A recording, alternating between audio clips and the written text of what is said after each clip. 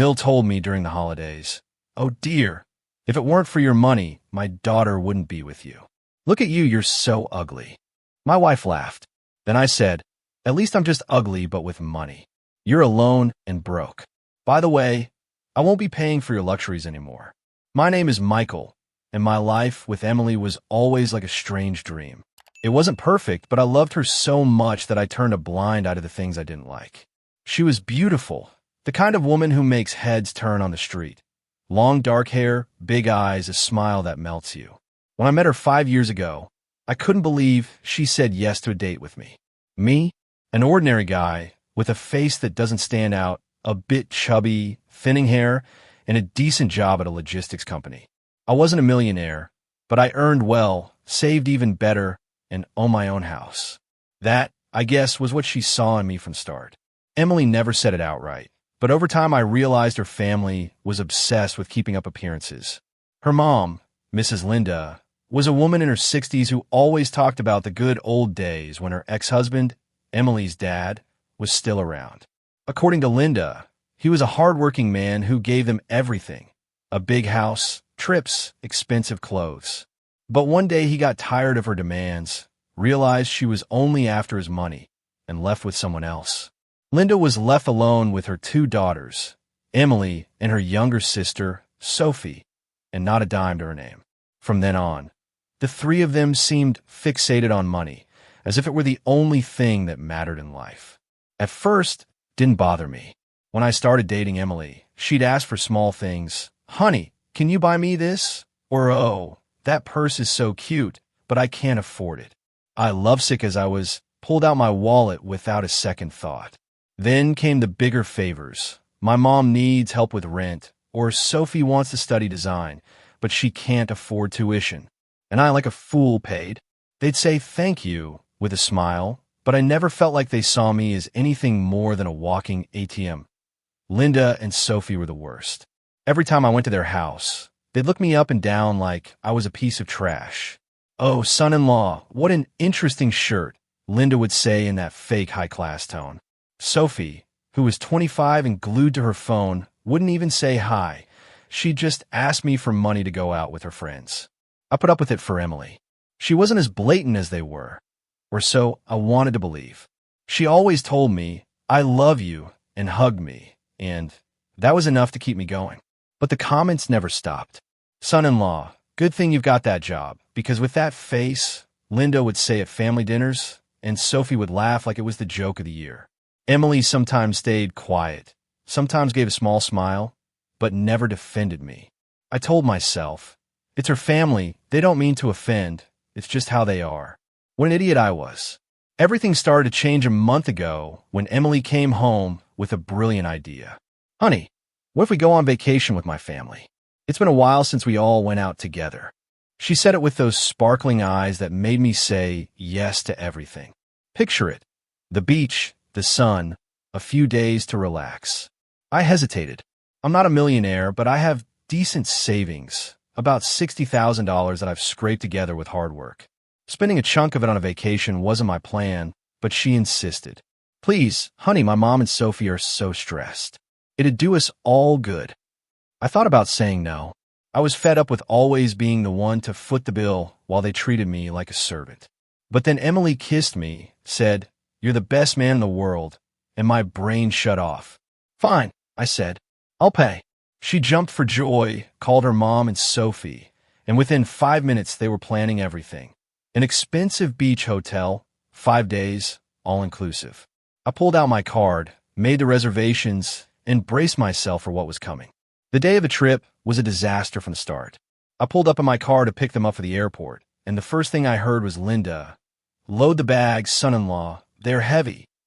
Sophie didn't even look up from her phone. She just pointed at her 3 bags like I was a hotel bellhop. Emily gave me a quick kiss and said, "Thanks, honey, you're a star." But then she got in the car with them, and they started talking about how fabulous they'd look at the beach while I sweated carrying everything.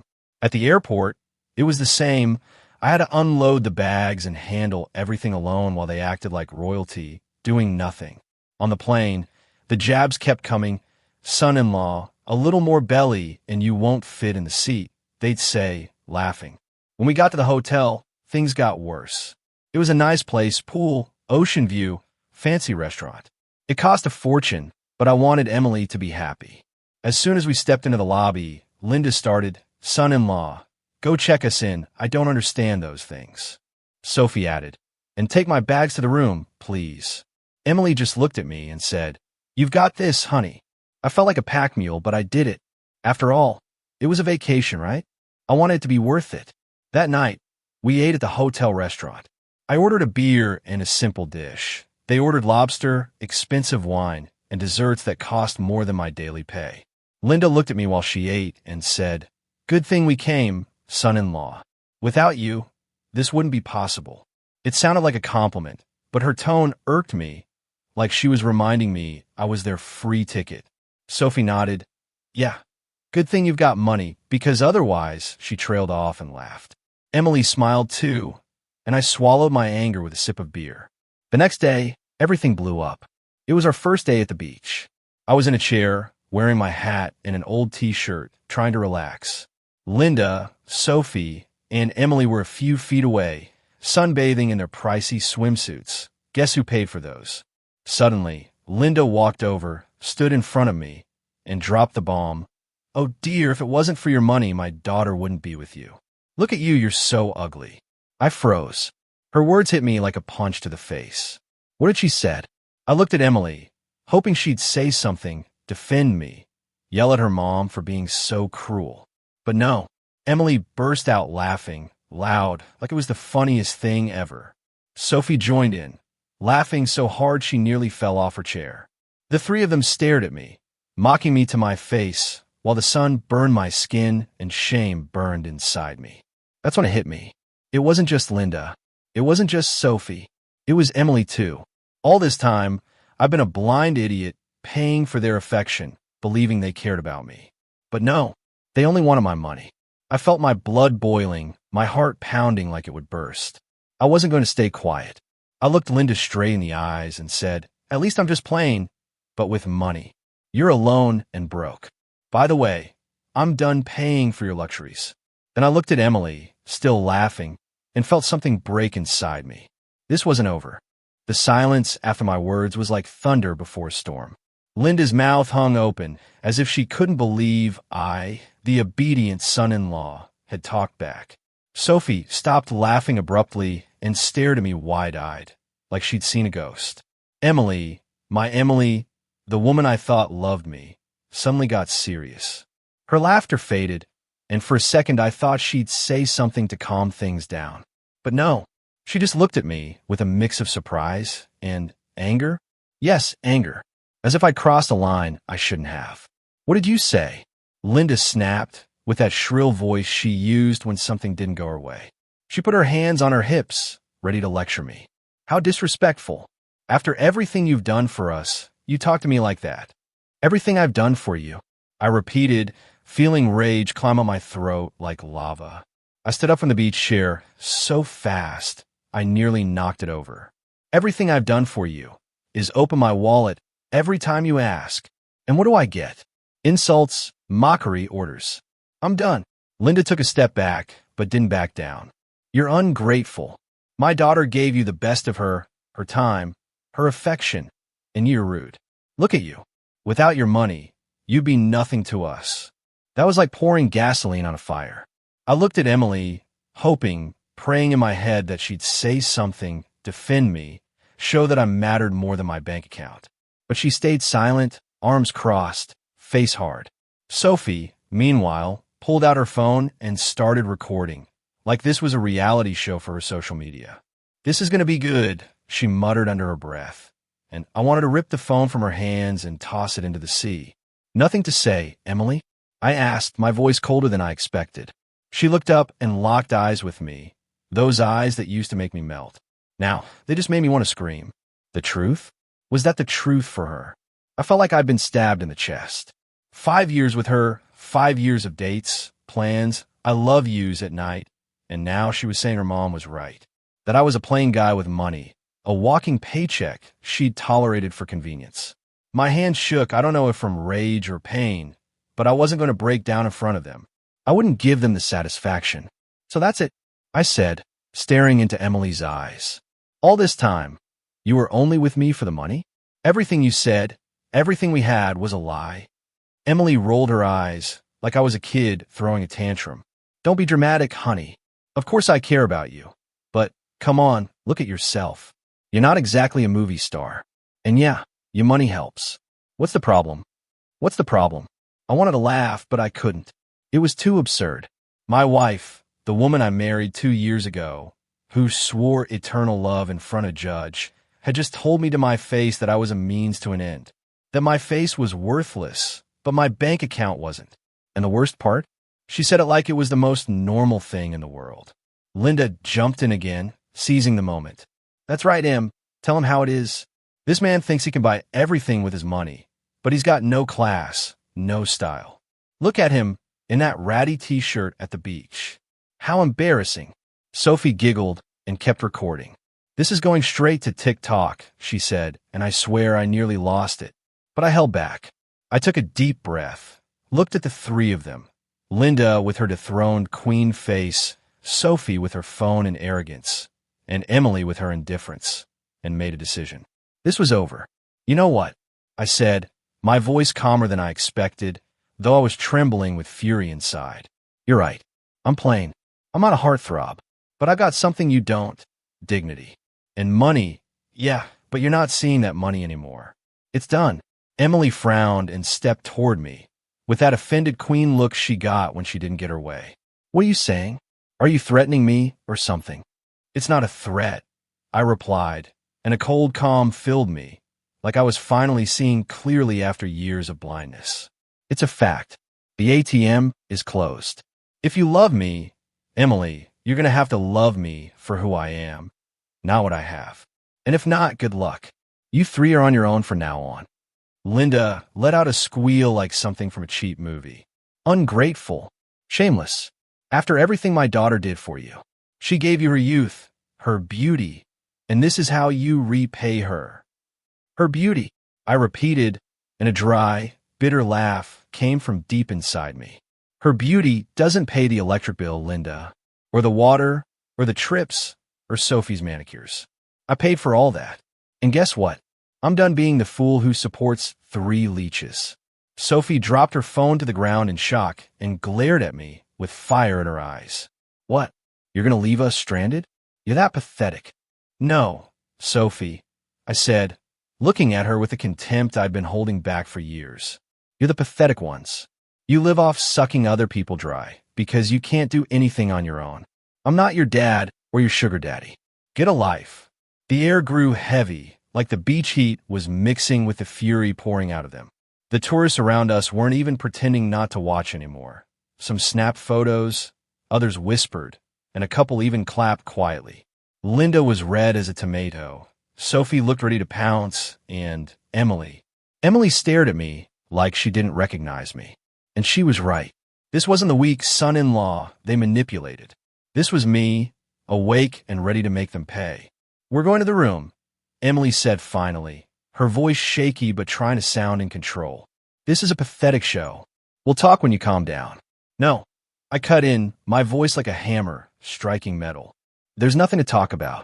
I'm leaving, and you're left with nothing. I turned and walked toward the hotel with steady steps, feeling their glares like daggers in my back. But it wasn't just a dramatic exit. As I headed to the lobby, my mind was already working. I wasn't going to let them get away with it that easily. This wasn't just a goodbye. This was war. First, I pulled out my phone and called the airline. Hi, I want to cancel 3 return tickets under the names Emily Johnson, Linda Smith, and Sophie Johnson. Yes, for the flight the day after tomorrow. No, I don't want a refund, just cancel them. The woman on the phone hesitated but did it. I smiled as I hung up. Let them figure out how to get back without my money. Then I went to the hotel front desk. Hi, I'm the one who booked rooms 305, 306, and 307. I want to cancel them starting tomorrow. Yes, all of them. I don't care if they're already paid. Refund what you can and end the stay. The receptionist gave me an odd look, but nodded. Done, sir. They only have access today. Perfect. Let them sleep on the beach if they want. With that settled, I bought the first flight home I could find. It left in 3 hours. I grabbed my suitcase, threw in the essentials, and left their stuff scattered in the room. Let them fight over the fancy clothes I bought them. I hopped in a taxi to the airport with one thought in my head. Emily was never setting foot in my house again. That house I bought with my sweat before I met her wasn't hers. It was mine. When I got home, I pulled out my keys and walked in. Everything was the same, but it felt different. It was my space again, not the viper's nest they'd turned it into. I sank into the couch and breathed deeply. This wasn't the end. Emily and her family would come for me, try to manipulate me again. But this time I wasn't giving in. The revenge was just beginning, and I was going to make them pay for every insult, every mockery, every dollar they squeezed out of me. Ruthless, cold, and without remorse. Let them tremble. That same day I got back, I called a locksmith to change the locks on the house. I wasn't letting Emily step foot in my home or my life again. The first message came at 6 in the morning. I was sipping coffee in my kitchen, enjoying the quiet of my reclaimed home, when my phone buzzed on the table. It was Emily. Honey, where are you? We can't find you at the hotel, and they say you canceled the rooms. What's going on? Call me, please. I smiled as I read it. The drama queen was already panicking. I didn't reply. Let her stew. Half an hour later, my phone blew up. Calls, texts, voice messages. First Emily. Hey, answer. This isn't funny. We're stranded here. The hotel kicked us out this morning. We have nowhere to sleep. Then Sophie. You're a jerk. How could you do this to us? We don't even have money for a taxi. Fix this now. And finally, Linda, with her shrill voice in a 3-minute voice message. You miserable man, leaving us on the street like dogs. After everything we did for you. Answer, you ungrateful fool, or you'll regret it. I laughed alone in my kitchen. Regret? They were the ones who should be regretting treating me like garbage. I put my phone on silent and went about my day. I went to work, greeted my coworkers like nothing was wrong, and for the first time in years, I felt like I could breathe easy. But they didn't give up. At noon, Emily sent another voice message. This time, she wasn't yelling. Her voice trembled, like she was on the verge of tears. Honey, please listen to me. I don't know what got into you, but this isn't right.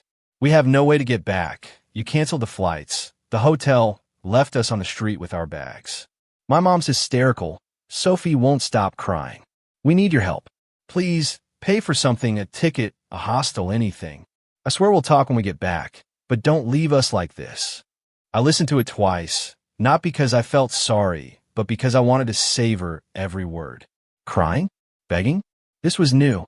The proud Emily, who laughed in my face at the beach, now sounded like a lost little girl. But it didn't move me. Those were crocodile tears, as fake as everything they'd given me. I deleted the message and went back to my coffee. By the afternoon, the big blow came. A long text from Linda, full of caps. Listen, we have nothing. We're in a park with our bags. People are staring at us like we're bums. I'm an old lady. I can't sleep on the street. Pay for something or I'll sue you. I'll make your life hell. Then another from Sophie. We don't even have money for food, got it? Do something, idiot, or I swear I'll make you go viral as the worst man alive. I picture the scene.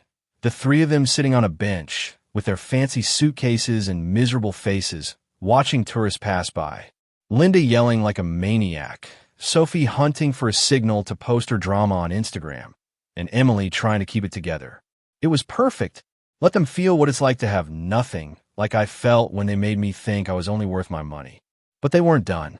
At 8 that night, Emily called. This time I answered just to see how low they could sink. Finally, she said when she heard me. Honey, please don't hang up. We're in bad shape, really bad.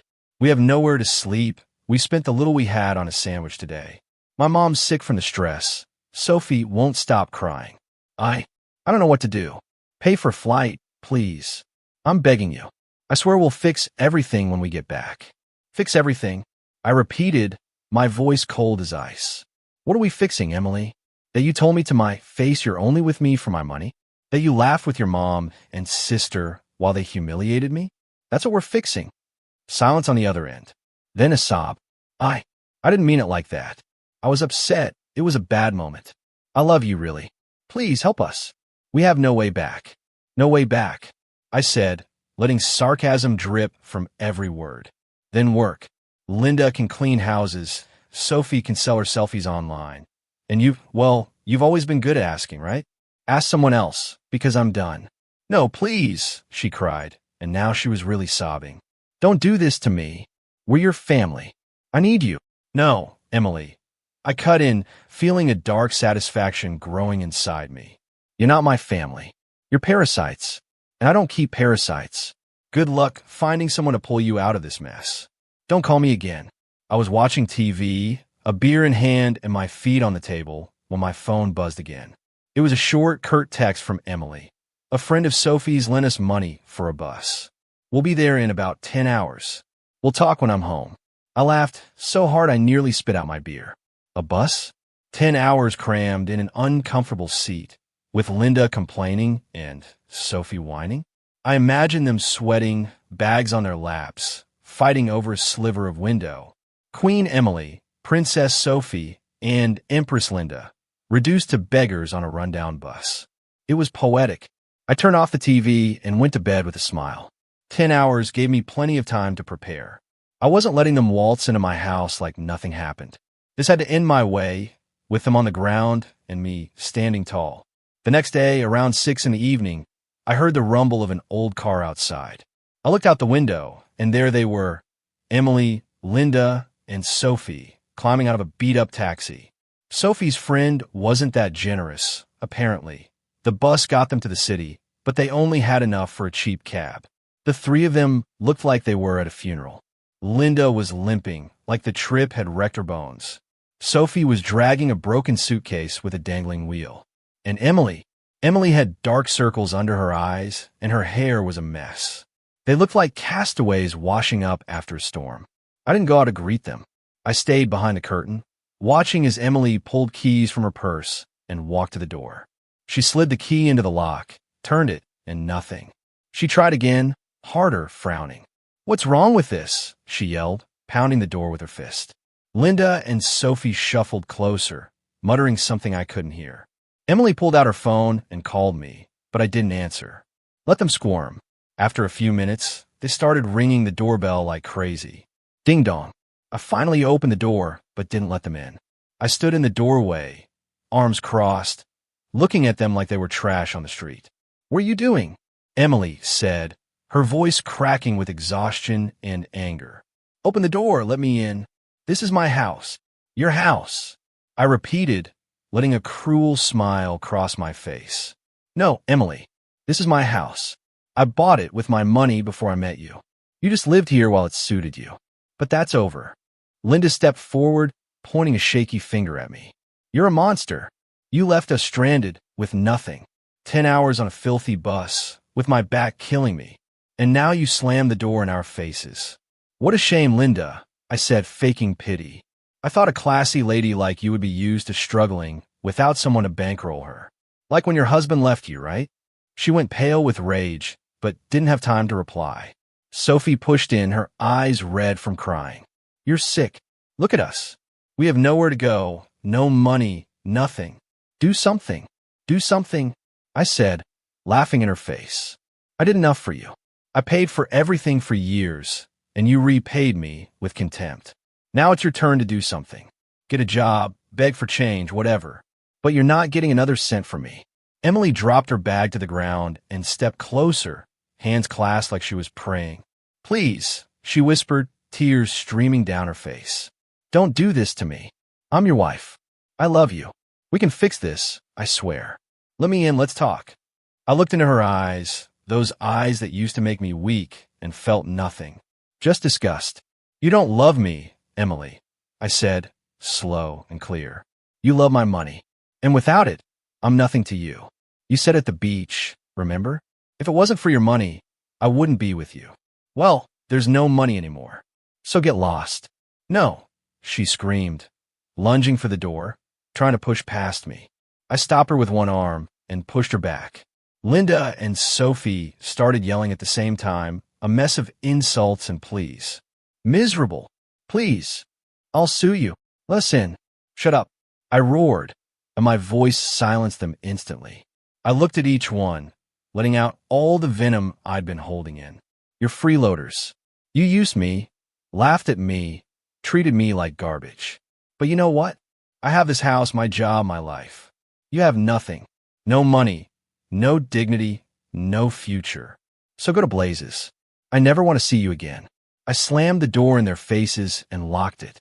Outside, I heard Emily crying, Linda cursing me, and Sophie banging on the wood.